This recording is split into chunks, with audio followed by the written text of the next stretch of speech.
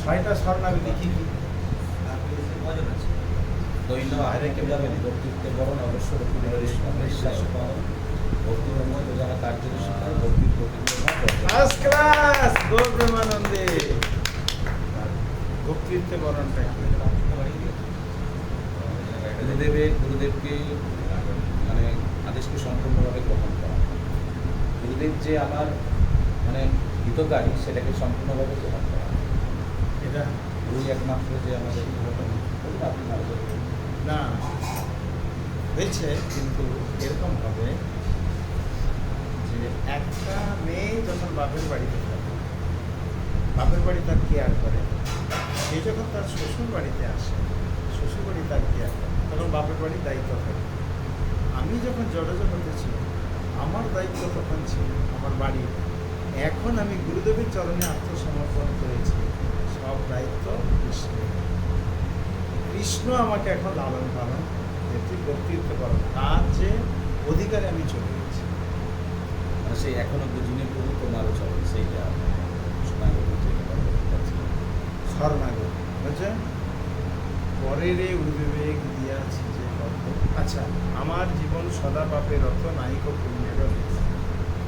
আমার জীবনে কোনো পুণ্য নাই, সব সময় কী করে পাপের অর্থ। বিশেষ করে সুযোগ তুমি জানো না, আমার জীবন সত্যি কথা বলছি 100% সব সময় পাপের। ঠিক না বল? সব সময় পাপের, একটুও ভাগ নেই।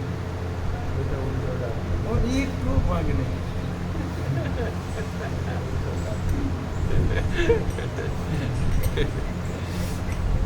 আচ্ছা, পরের উদ্বেগ, পরের উদ্বেগ দিয়াছি যে কথা আমরা অপরকে উদ্বেগ দিই। আর উদ্বেগটা কি বলছিলাম বলতো? একটা লোক আমি ছেলে যে কষ্ট উদ্বেগ দিলে সে কষ্ট বলছিলাম, মনে আছে? বলো কারণটা কি, তুমি বলো। অপরকে উদ্বেগ দেওয়া কেন খারাপ? বলো, কাউকে মনে কষ্ট দিলে সাধারণ আইডিয়া কেন খারাপ? বলো, কি তোমার আইডিয়া না? কেন কষ্ট দিলে তো ভুলে আমাকে সে কষ্টটা আরে সে তো পাবো, আগে তো সে পেলো, সেইটাকে মানে কেন খারাপ সেটা কেন?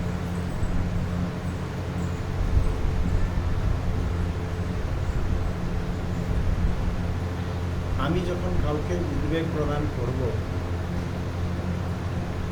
সে যে কষ্টটা পেল, মানুষ বলে আমরা মনে করি।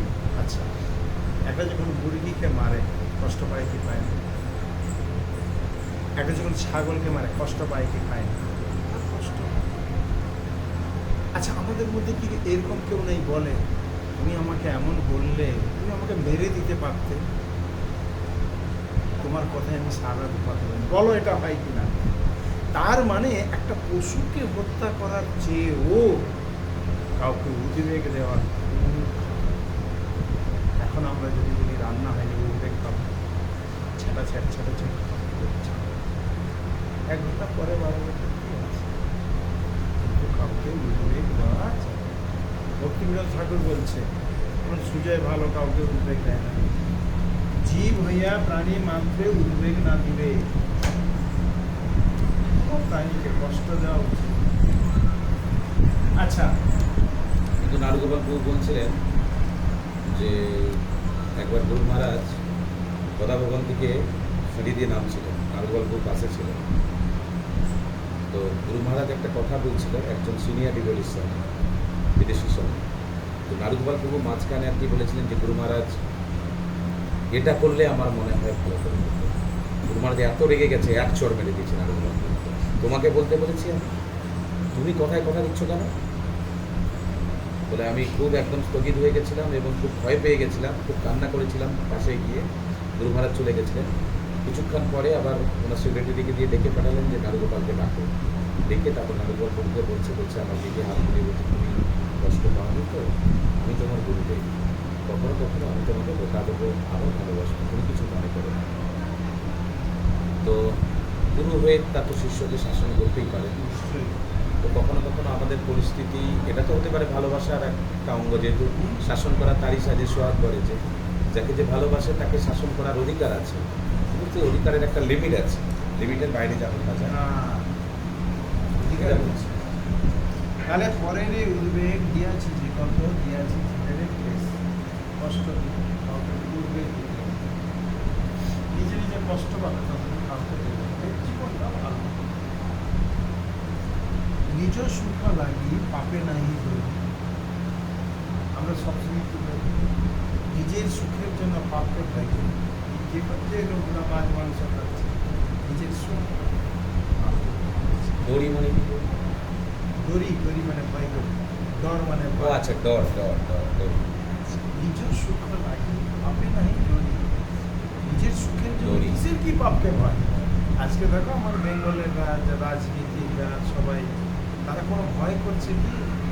তাদের নিজেদের সুখের জন্য কী করে বাড়ি হবে, এ হবে, ভবানীপুরে কী করে বাড়ি কেনা যাবে।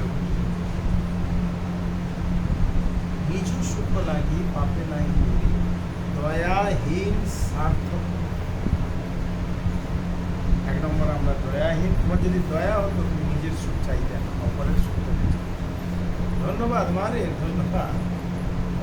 একটু দেখেও শান্তি। হ্যাঁ নিশ্চয়ই। তারপরে তোমার হাসিটাতে আরো শান্তি হলো। এই